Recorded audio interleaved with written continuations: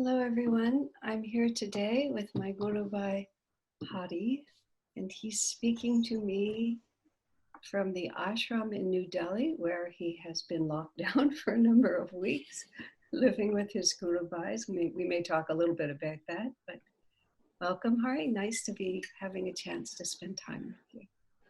Thank you so much, and thank you for this chance to interact with you. Very nice. Hari and I have met since he came to Ananda, India. I met him first probably in that country, and he's also traveled to America, and I've had the privilege of his company on multiple sides, but we are just getting acquainted.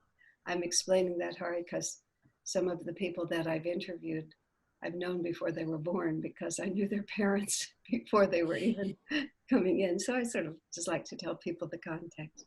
So, Hari, tell us a little about how you were raised, what your interest or your attitude was as a child, sort of what, how you were molded into the person that you are now. Hmm. Well,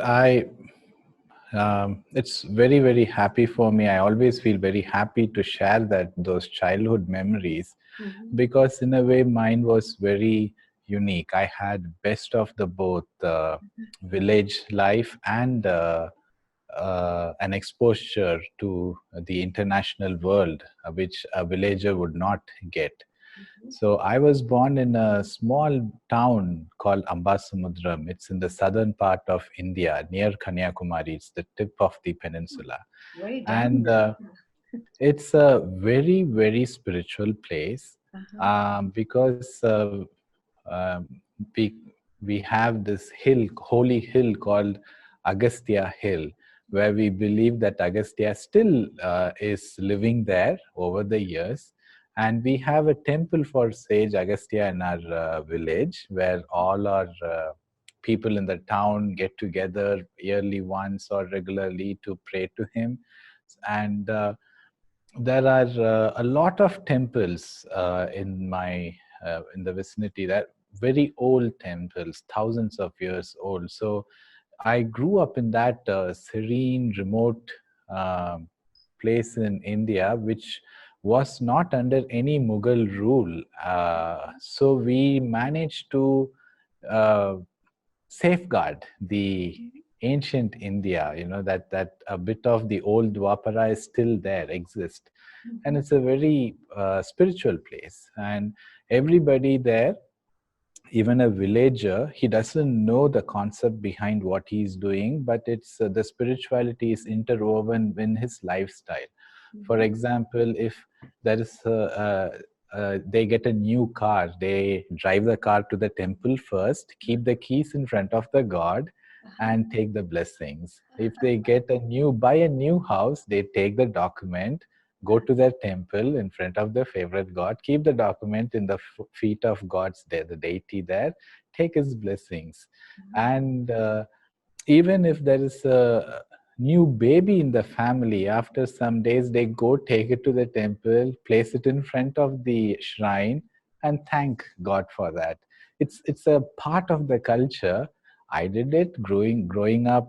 Anything we got, any prize I won, any certificate or a medal I won, I used to do the same thing. But I never knew why till I came to Ananda. So we had my dad meditates, and my I grew up with uh, a lot of listening to a lot of stories from my grandmother about Ramayana, Mahabharata, and all the other uh, you know uh, stories from the ancient India, and half of them were so magical. I like thrice or four times magical than what you might see in Harry Potter. A Yeah. lot of them you won't be able to believe, but still I believed it because my grandma was so convincing. Uh-huh. Uh-huh. And so God wasn't a foreign concept to me. Uh-huh. And I studied in a school where there were a lot of Anglo Indians teaching. So a lot of them were from various parts of India. So I around as a kid, I used to roam around in the paddy field, play, be in the village. At the same time, also got exposed to English language at an early age. Otherwise, I wouldn't be speaking the way I am right now. Uh-huh. Uh-huh. And many of them in my village, they don't have a fluency in English. I'm just one of those lucky ones who who went to a good school. Mhm. So I got the exposure of a city and a village at the same time. It was interesting Well, yeah. upbringing for me. If you look at it from the point of view of where your life is led, Yeah, it's almost exactly what Master had in mind, which was he was going to exactly. bring the ancient forward and combine it with the modern.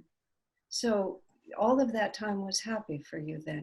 Do you have any, were you said you didn't know what you were doing when you brought your certificates to the God. Did you ever, uh, but you never lost faith in it or lost interest in it?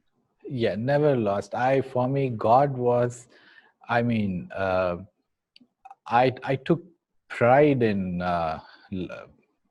believing in God. There were other people who would question. I had no question in my mind, and even at an early age, I used to tell my friends that we shouldn't pray for anything to God. We should just thank for what He is giving to me. I mean, it's hard to believe because now I pray to God, I ask things, but at an early age as a kid, I used to have this fierce devotion of I will take what you give, Uh-huh. which changed as I grew up.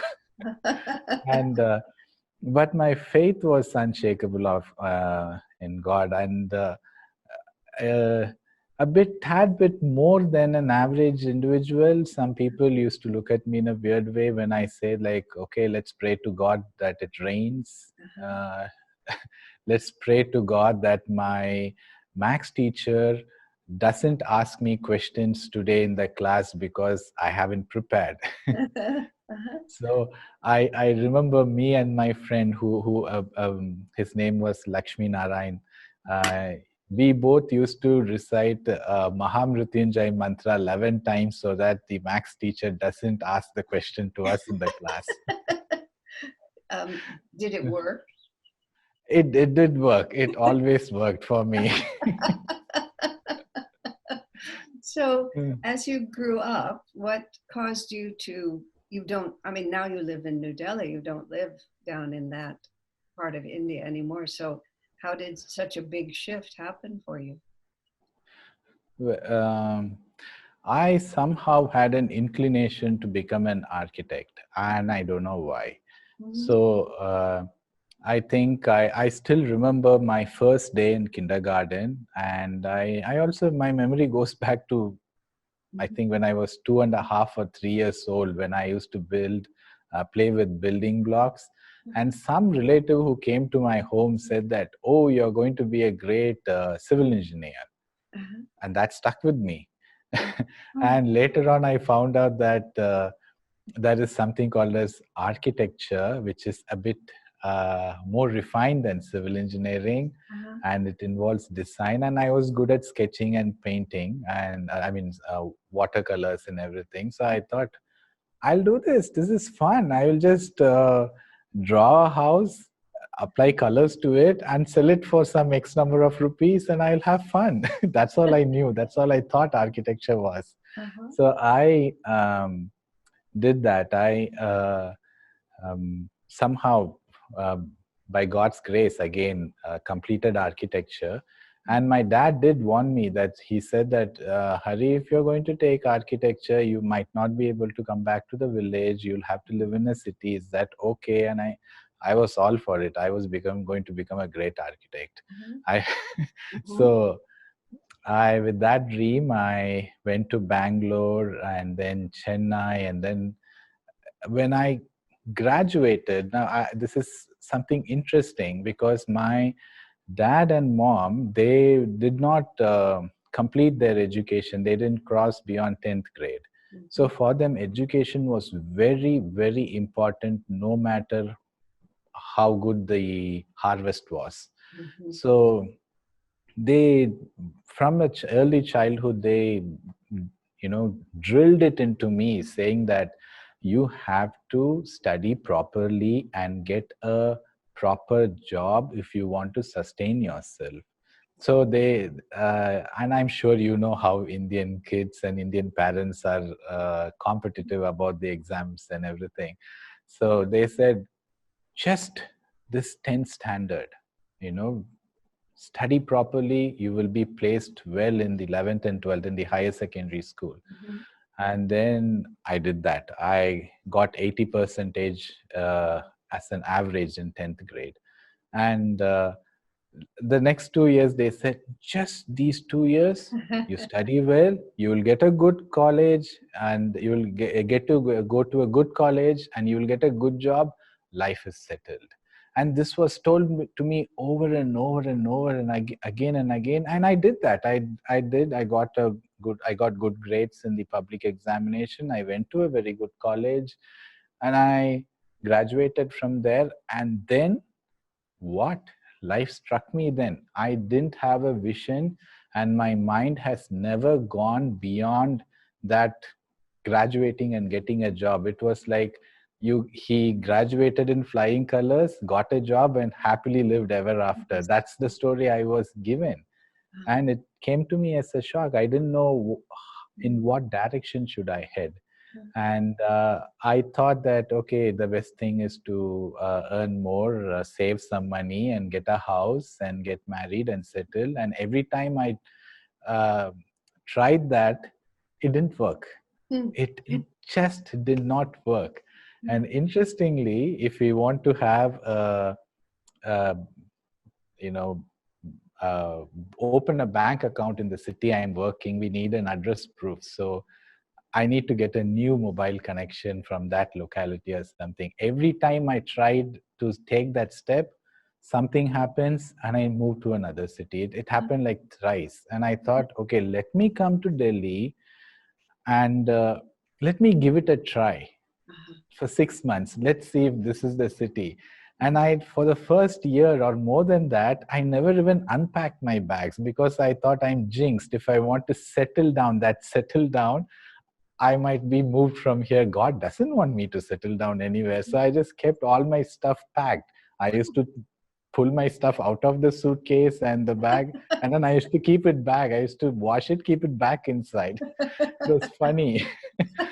But it's been 10 years and I'm here, and now I could turn back and I see that I'm glad Master and God didn't let me settle anywhere.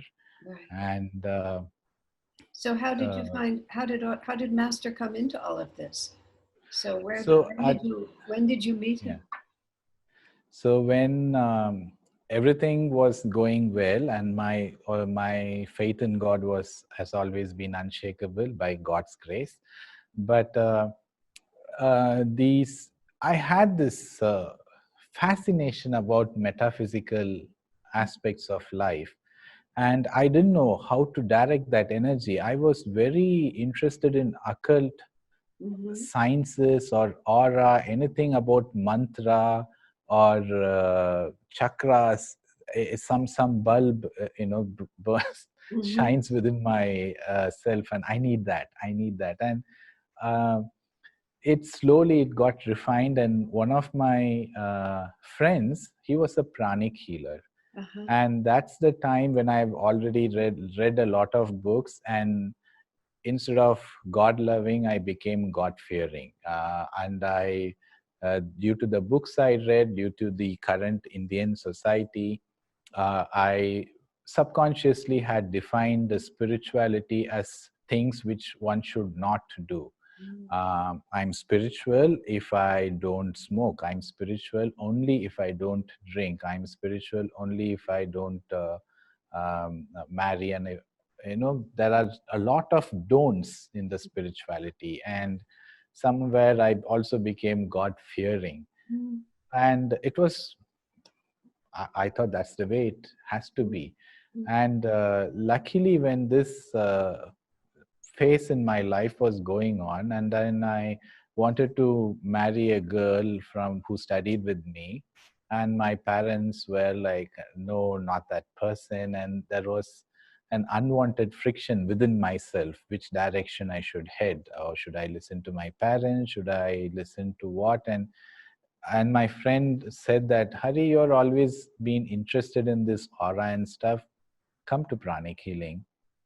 So I went there, and uh, they gave me a list of books which uh, the pranic healing founder, his name is Master Choa Coxswain, he has given a list of books to be read by every spiritual aspirants.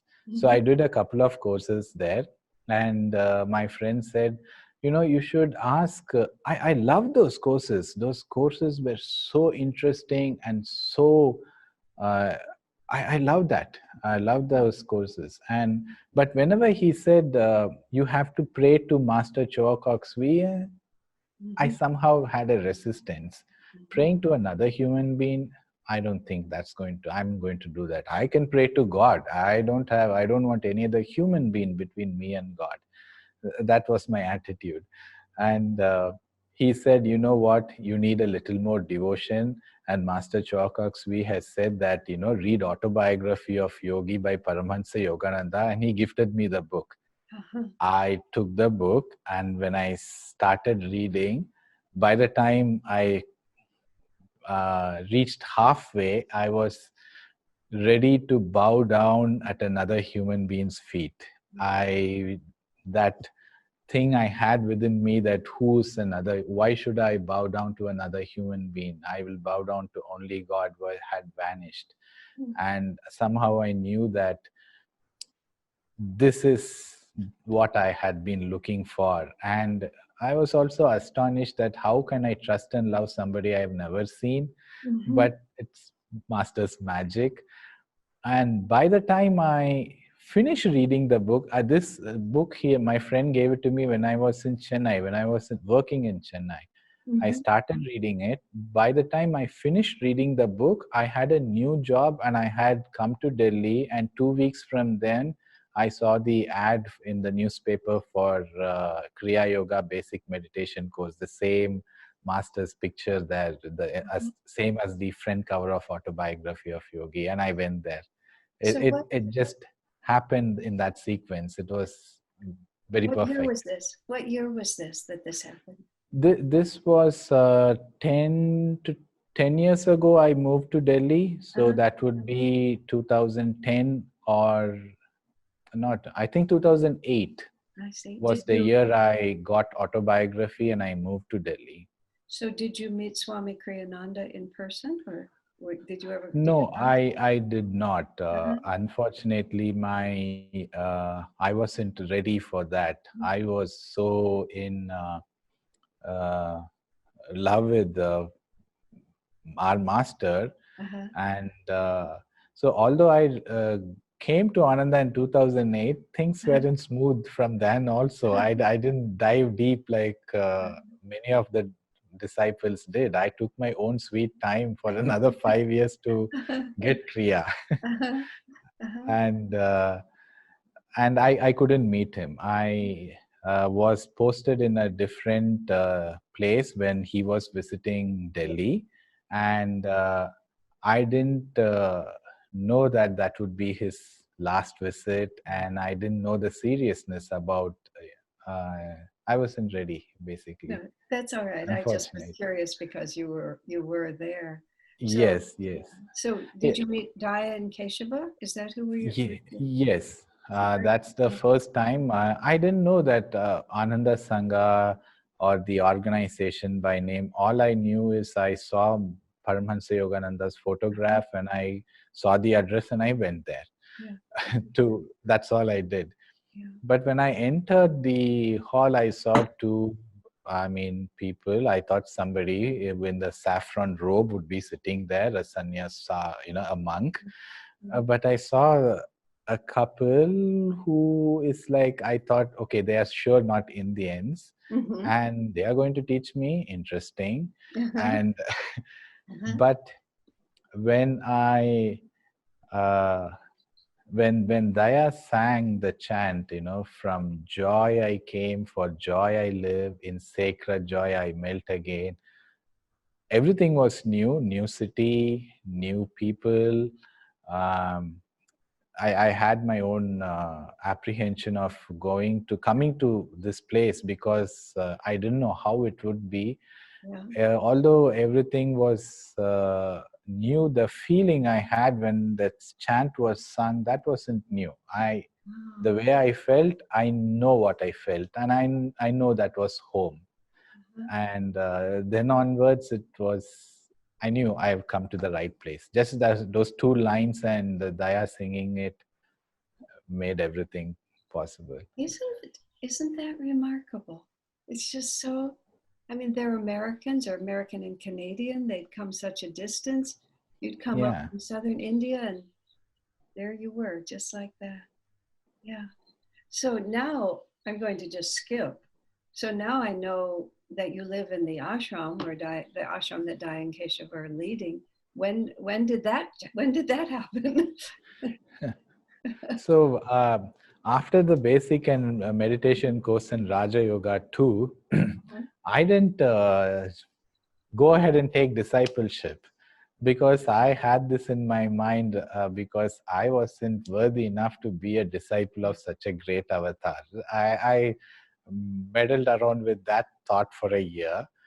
And by God's grace and Daya Keshwa's help, I crossed that. And then I took another year to perfect my sadhana and then went to Kriya. So it was quite a long journey then. And even after that, uh, my thirst for God, I love God, but being one with Him wasn't a concept I could relate to. I know God is there and I'm here, I'm devoted to Him, and that's it. Becoming one with God or samadhi wasn't that interesting. But one thing was very, very interesting for me, and I wanted to do that, which is being a good disciple. And being a good disciple means serving. So all I did was, after office hours, I used to ask, I have 2 hours free now. What shall I do for my master? This is the only solid sadhana I did. And what I did after office, I came to Ananda and I did some basic packing the books or sitting and chatting with people after a short meditation, helping with publications department, arranging books and uh, making the space ready, or office work, small works I used to do. And Ananda 101 again, chair sadhana, arranging the chairs or Yes. small things. And the joy it gave was the kind of stuff I did, and the joy I had cannot be matched. It's very mundane, but the joy was I craved for more. So the more I served, and of course, Ananda, the more you serve, the more comes your way. Yes. And finally, my weak friends started complaining, we don't see you during Sunday morning, which is fine. Now we can't see you on Saturdays too. What is this Ananda, every time Ananda, what's happening there? I started serving a lot. It's not a lot. I would just say I started having fun a lot. And if I had free time, I would do something, some sevas, because it's so much fun. And at some point, Narayani and Shurjo went into seclusion to write their book, My Heart Remembers Swami Kriyananda. So they used to be here at the Delhi Center, and Dayan Keshwa wanted somebody to be here and manage the other mundane stuff. And they did ask me to move in. They told me, Hari, you are either way spending all your free time in ashram, and you go to your home just to sleep, and we have a room here. Why don't you sleep here and be a part of this community? And we see you serving. It gives you more chance to serve, and why not do that? And go to office from here. That's all. But I didn't say yes right away. Mm-hmm. I said, yeah, it's an amazing opportunity. But being inside Ananda might be demanding. I might not have the freedom I had before. And a lot of questions were there. And I also didn't know that, wasn't sure, because they said my office would be shifting to a different part of the city and how convenient it would be for me to commute. So there were a lot of reasons I gave to myself Mm-hmm. for not moving in. But 6 months' time, the company I worked for, the real estate company I worked for, was sold to another company, and new management and new trouble. There was a merger, there was a huge fight over it, and I was there in that company like for 5 to 6 years, and everybody loved me. They used to say that, Hari, you're a saint. That's thanks for Ananda's, I mean, my master's teaching and everything. In the they just loved me, and I used to just I can go late to office, they wouldn't mind. Uh-huh. I can take any number of offs, they wouldn't mind, Uh-huh. because everybody liked me there. I enjoyed. But within that 6 months, from saying no, no, I won't be able to move in, and everything changed. Uh-huh. Everybody in the office became a different people, and I didn't enjoy the job. Uh-huh. And I said, I don't know what to do. What went wrong? Everything was so perfect. Something went wrong, really, really wrong.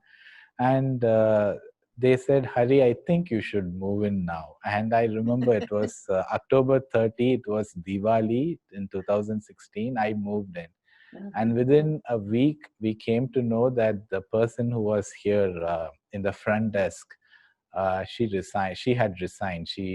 And we needed somebody there. Uh-huh. And I the day I moved in, I decided that I'm not going to go to my office anywhere. I actually lied to my office people that I'm ill for 10 days, I won't be able to come. I actually lied. I hope it's fine, but I did that. And then those 10 days, I made up my mind, no, that's not the place. This is what I'm going to do. And I started serving, and it's 4 years now. And I'm glad that Master made me make that choice. Uh-huh. It just happened itself. Uh-huh. Although my parents weren't happy, they still aren't happy with the choice I made, but they used to say, fine, be spiritual. It's good to be spiritual during the weekend. Just 5 days, go and work in the office. Yeah, I know Swamiji wrote once, he said, every devotee has to be prepared to disappoint his mother at some point. You don't always have to, it depends on your mother, but sometimes the choice has to be made. So, my friend, we only have just another minute or two, but when you think of yourself going forward and you said, I want to be a good disciple, what does that mean to you to be a good disciple? How would you define it for yourself? Well, first, being a good disciple, what I look is, first I have to improve myself, I know what are the things within me, or I can say the vrittis within me are being a hindrance towards that eternal joy or ever new joy. And I have to continuously, consciously work on it, because a good disciple is being a perfect channel of God's love, light, and joy, and following God's will. Mhm. This is how I see myself being a good disciple. Or every decisions I make, I want to please God. I want to please masters. I want to um, live a life when I say that, okay, a master said, I just want to hear this from master. Good boy. I think that's absolutely perfect. You know, Swamiji Kriyananda, as successful and as impressive as he was in the world, he said his own self-image was always a little boy in relation to Master. And it was very touching to me to hear him speak like that. And somebody gave him a little statue, a very sort of sentimental little statue of this little boy in prayer like this. And to my eye, it wasn't very good art, and I didn't really relate to it very well. But when Swami got it, he was so touched, and he commented. He said, she understands how I see myself. And I don't know what happened to it, but he put it on his mantle for a long time. So yes, good boy, that's exactly right. Hari, it's just been a pleasure, and what a wonderfully interesting story. So thank you very much for sharing so beautifully and so openly. Thank you so much. It's been a joy to speak with you.